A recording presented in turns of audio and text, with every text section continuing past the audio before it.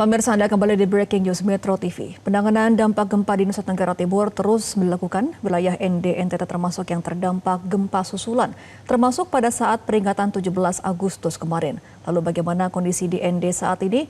Kita sudah terhubung dengan rekan Dasya Hutahuruk langsung dari NTT. Selamat sore Dasya, seperti apa kondisi para pengungsi di sana dan adakah hambatan untuk penerimaan bantuan di sana?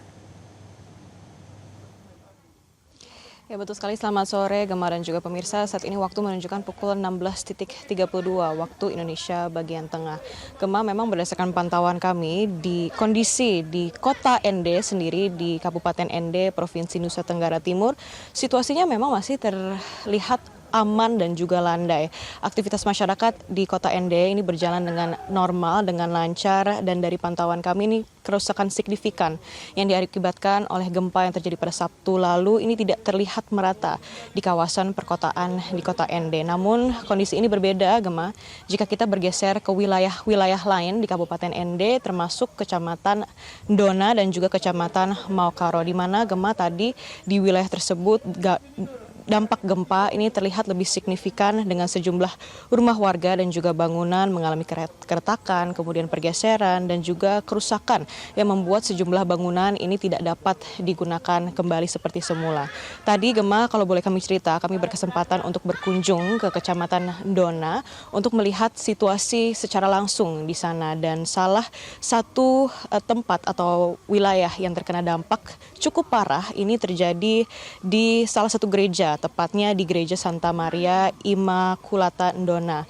Di lokasi ini, Gemma, tadi gereja atau di wilayah tersebut terlihat cukup jelas kerusakan yang terjadi diakibatkan gempa yang terjadi pada Sabtu lalu. Tadi berdasarkan penglihatan kami, ini bagian depan gereja ini mengalami kerusakan, begitu juga dengan di dalam gereja. Bahkan kerusakan ini tidak terjadi hanya pada satu atau di gerejanya saja, di mana di gereja tersebut terdapat 3 bangunan utama, ada gereja, kemudian ada pastoran, dan juga ada aula. Dan ketiga wilayah tersebut itu terkena dampak yang cukup parah yang diakibatkan oleh gempa bumi. Kondisi ini, Gemma, membuat kerusakan ini cukup signifikan, dan oleh karena itu gedung atau gereja tersebut sudah tidak memungkinkan lagi untuk digunakan kembali. Seperti tadi rumah pastoran, seperti contohnya, saat ini sudah tidak dapat lagi digunakan sebagai tempat tinggal dikarenakan penghuninya harus menempati area lain karena kondisi pastoran sudah tidak memungkinkan lagi untuk dihuni. Dan kalau kita melihat sejak hari pertama gempa yang terjadi pada Sabtu lalu, situasi di gereja ini, kalau boleh kami cerita berdasarkan informasi yang kami dapatkan, ini sebetulnya memang dalam persiapan untuk melakukan misa harian. Waktu gempa ini terjadi sekitar beberapa menit sebelum pukul 6 pagi atau sekitar pukul 5.58 waktu Indonesia bagian tengah.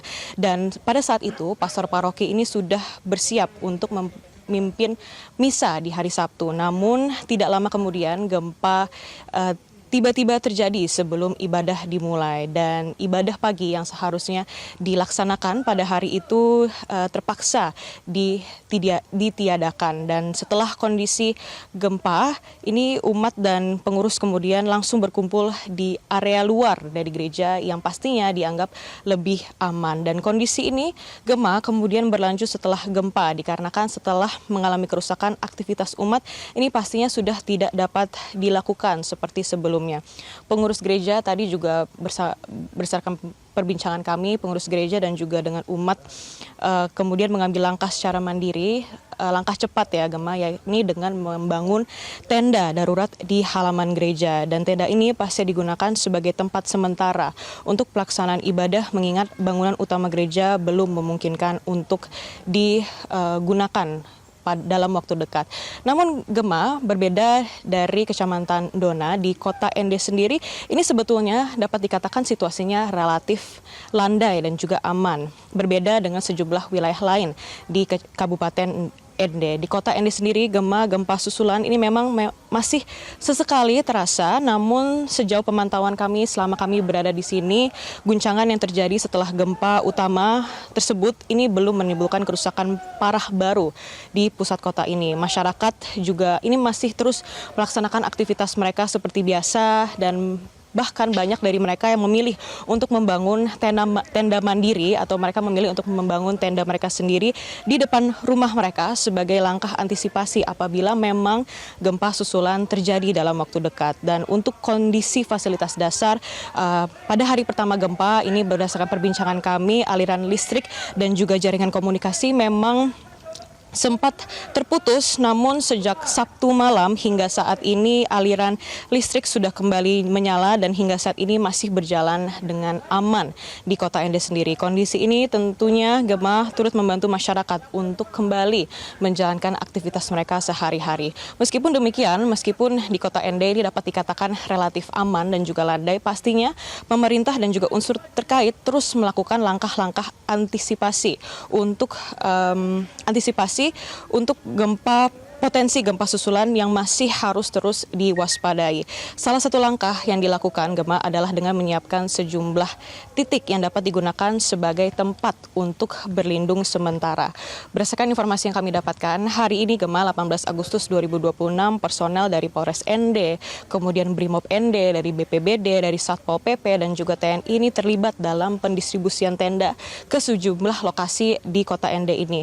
Tenda tersebut disiapkan di beberapa fasilitas kesehatan dan juga di titik-titik yang dapat digunakan untuk kebutuhan masyarakat, di mana diantaranya adalah Puskesmas Rukun 5, kemudian ada juga di RSUD Ende, ada di Lapangan Suara Dikara Ende, kemudian Puskesmas Rewarangga, dan juga sejumlah fasilitas pendidikan lainnya. Jadi Gemah, meskipun kondisi di Kota Ende sendiri ini relatif aman dan juga relatif terkendali, pemerintah pastinya terus melakukan antisipasi dengan menyiapkan tempat-tempat yang bisa digunakan apabila masyarakat memang membutuhkan tempat atau ruang yang lebih aman di lokasi ini. Dan selain menyiapkan tenda, distribusi bantuan ini juga terus berdatangan dan juga terus dilakukan ke sejumlah kecamatan di Kabupaten Ende.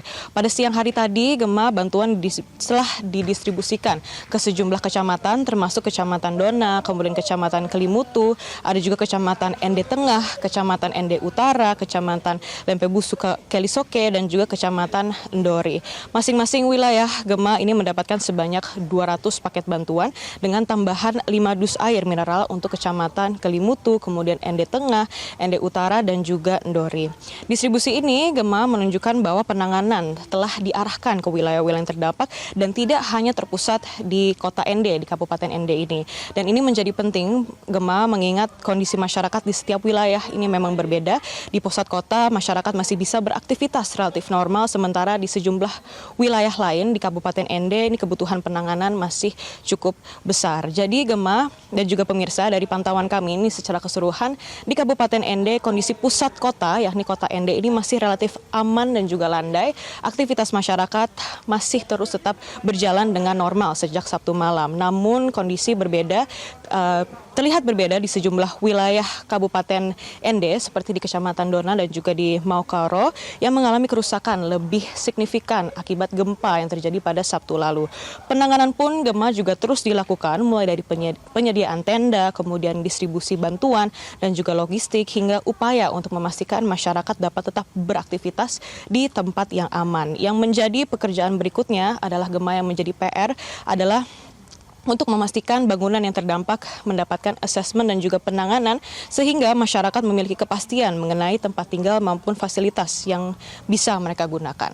Demikian informasi yang dapat kami berikan, kembali ke studio Gemah.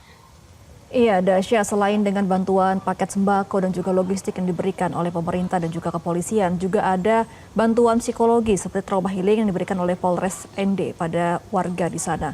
Lalu seperti apa bantuan-bantuan psikologis lain yang diberikan oleh pihak berwajib dan juga pemerintah terhadap warga korban Ende di sana?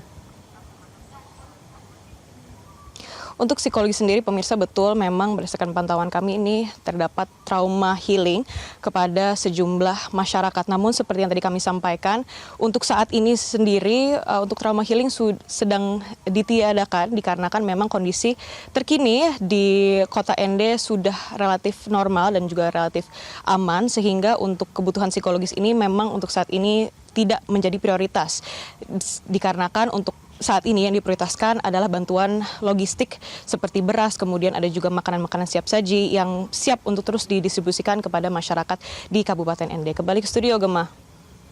Baik, terima kasih atas informasi Anda, Dasya Hutauruk, langsung dari kota Ende NTT. Selamat kembali bertugas dan tetap jaga keselamatan di sana.